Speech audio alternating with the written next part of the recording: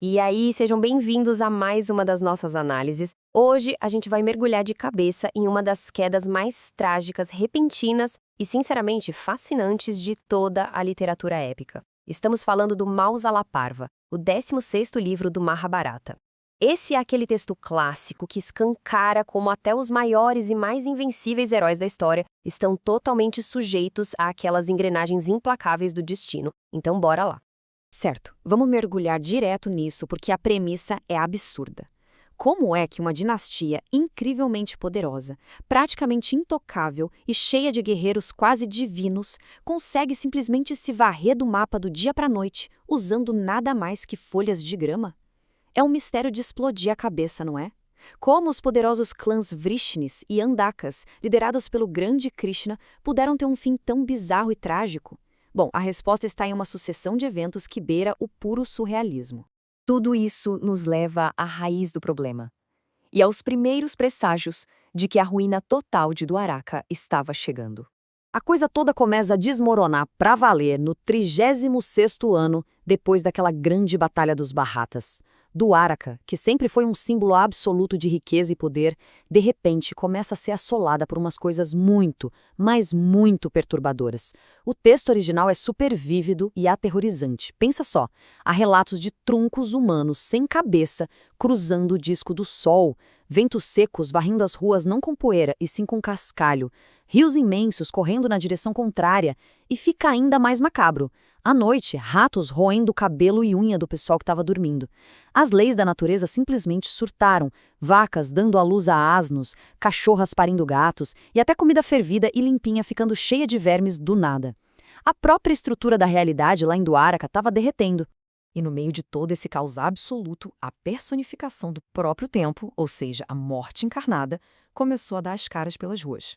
O texto descreve isso como um homem careca, de pele super escura e uma presença terrível, que ficava espreitando as casas. Os guerreiros super orgulhosos tentavam disparar verdadeiras chuvas de flechas contra essa figura macabra, mas adivinha, nenhuma arma funcionava. A morte estava literalmente ali, passeando, totalmente intocável.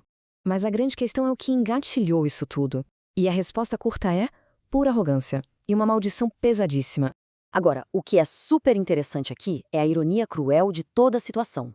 A ruína foi causada por uma brincadeira de muito mau gosto feita pelos próprios moradores locais. Um grupo de heróis resolve pregar uma peça em 3 ascetas poderosíssimos que estavam de visita: Vishvamitra, Kanua e Narada. Eles pegam um jovem chamado Sanva, disfarçam o coitado de mulher grávida e vão lá perguntar aos sábios na maior zoeira o que aquela mulher ia dar à luz. Olha, tem que ter muita coragem ou zero noção do perigo para tentar enganar sábios desse nível. Os ascetas sacaram a brincadeira na hora, ficaram furiosos com a falta de respeito e soltaram uma maldição letal. Sanva daria à luz um raio de ferro que ia aniquilar a raça inteira deles. Uma piadinha idiota que custou uma civilização. E, incrivelmente, no dia seguinte, o tal raio de ferro apareceu. Bateu o desespero na mesma hora. O rei Ugrasena e o próprio Krishna tomaram medidas drásticas imediatamente. Eles mandaram transformar esse raio de ferro em pó, bem fininho, e jogar tudo no mar, para não sobrar nada. Para completar, proibiram totalmente a fabricação de qualquer bebida alcoólica. Quem fosse pego fabricando ia ser empalado. Foram precauções super metódicas, mas a dura realidade aqui é que o destino, uma vez que a engrenagem começa a girar, não dá para simplesmente ser varrido para debaixo do tapete. E é exatamente essa engrenagem do destino que nos leva ao fatídico massacre na costa de Prabhasa, onde a fúria cega tomou conta de vez. Na tentativa de fugir dessa onda de calamidades, os clãs viajam para o litoral de Prabhasa. Só que a maldição já estava bagunçando a cabeça de todo mundo. Eles ignoram completamente as próprias leis recém-criadas e começam uma bebedeira pesada. E claro, com o álcool rolando solto, velhas feridas de guerra começam a abrir. O guerreiro Satyaki, já completamente embriagado, começa a dar risada de um jeito sarcástico e ofende o Kritavarma na frente de todo mundo. Ele grita esta frase aqui: qual guerreiro, armado com suas armas, mataria homens presos no abraço do sono? Isso foi um verdadeiro soco no estômago, uma referência direta a um assassinato covarde que aconteceu no passado. E pronto, essa única faísca de desrespeito foi o estopim para incendiar a dinastia toda. Uma briga brutal irrompe ali mesmo. Satyaki decapita Kritavarma e o caos generalizado se instala. No meio daquela confusão monstruosa, as espadas e flechas acabam. Cegos de ódio e sem armas, os guerreiros começam a arrancar do chão uma grama costeira chamada grama éraca. E lembram daquele pó do raio de ferro que tinha sido jogado no mar? Pois é, ele tinha nutrido exatamente essa grama. Assim que as folhas são arrancadas do chão, a maldição faz com que elas se transformem em letais clavas de ferro. O cenário vira uma desolação total. Pais assassinam filhos e filhos matam pais num delírio absoluto. O texto chega a comparar a fúria desses guerreiros a insetos voando hipnotizados direto para uma fogueira. Então, o ponto crucial aqui é este número, que é simplesmente esmagador. 500.000, 500.000 guerreiros poderosíssimos, homens que já tinham conquistado o mundo, massacrados até o último sobrevivente. E não por um exército rival, mas por eles mesmos, usando nada além de simples folhas de grama na beira da praia. Sem dúvida, uma das carnificinas mais rápidas e chocantes registradas nas antigas escrituras. Com a linhagem destruída, a história entra em seu momento mais melancólico, que é quando as figuras divinas, finalmente, começam a deixar o reino mortal. Olhar para essa linha do tempo bate até uma certa tristeza. Primeiro, o guerreiro Vabro, que era um sobrevivente, tenta escapar, mas acaba morto pelo martelo de um caçador. E numa reviravolta bizarra do destino, esse martelo continha justamente o pedaço que faltava daquele raio de ferro amaldiçoado. Logo depois, Balarama senta em estado de meditação profunda e uma majestosa serpente branca gigantesca de 1000 cabeças sai do corpo dele e vai direto para o oceano. E aí chega a vez de Krishna. Ele sabia perfeitamente que tudo isso era o destino agindo e não tinha como evitar. Ele deita no chão em profundo transe de yoga, e então um caçador chamado Jara vê o pé do Krishna se movendo, confunde com um cervo e atira uma flecha.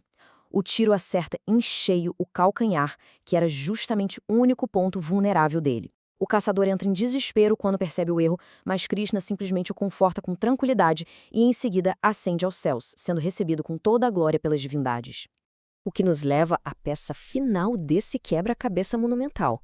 O resgate tentado pelo herói Arjuna e o poder avassalador do tempo. A tensão nessa parte da história é quase sufocante. O imponente herói Arjuna viaja até as ruínas de Dwaraka, numa missão desesperada para evacuar quem sobrou, viúvas, idosos e crianças. Mas dá para acreditar nisso?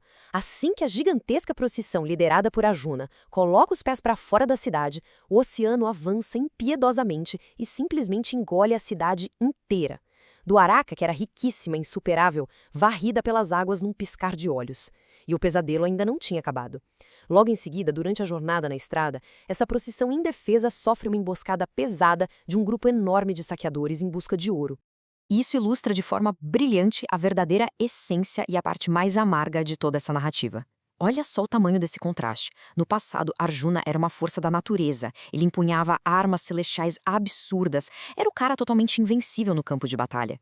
Mas a realidade atual dele no momento desse ataque é humilhante. Ele não consegue sequer encordoar o próprio arco. As flechas dele acabam rapidinho e aquelas armas divinas imbatíveis que ele tenta invocar simplesmente apagam da mente dele. O maior guerreiro daquele tempo acaba sendo derrotado por bandidos comuns, tendo que assistir de braços cruzados e com muita vergonha enquanto as mulheres são arrastadas para longe. É o fundo do poço, totalmente quebrado emocional e fisicamente, despido daquela força surreal que tinha e carregando uma tristeza gigante pela perda dos amigos e da família. Arjuna vai procurar o conselho do sábio asceta Vyasa. Ele está desolado, sem entender por que as habilidades divinas sumiram e por que a força dele desapareceu exatamente no momento em que aquelas pessoas indefesas mais precisavam de proteção. A resposta de Vyasa não tenta adoçar a pílula de jeito nenhum, mas ela introduz um conceito que muda tudo. Kala, ou tempo. Ele explica que essa tragédia monumental não foi só o efeito de uma maldição isolada de monges estressados. Na verdade, foi a engrenagem cósmica do tempo girando. O tempo é descrito como essa semente implacável do universo, algo inescapável, que dá poder absoluto a alguém e depois retira absolutamente tudo no momento que achar melhor. Vamos avançar e ver como isso constrói a nossa lição final. As palavras do sábio Vyasa ressoam muito forte aqui. O tempo é a semente do universo. É o tempo que retira tudo a seu bel prazer. Alguém se torna poderoso e, perdendo esse poder, torna-se fraco. Basicamente, ele consola o herói quebrado dizendo: o seu propósito de vida já foi cumprido. Perder esses poderes divinos não era nenhum tipo de castigo, mas sim o ciclo natural do próprio destino. O período de glória deles já tinha ficado para trás, e lutar contra a maré do tempo agora só iria trazer muito mais frustração e sofrimento.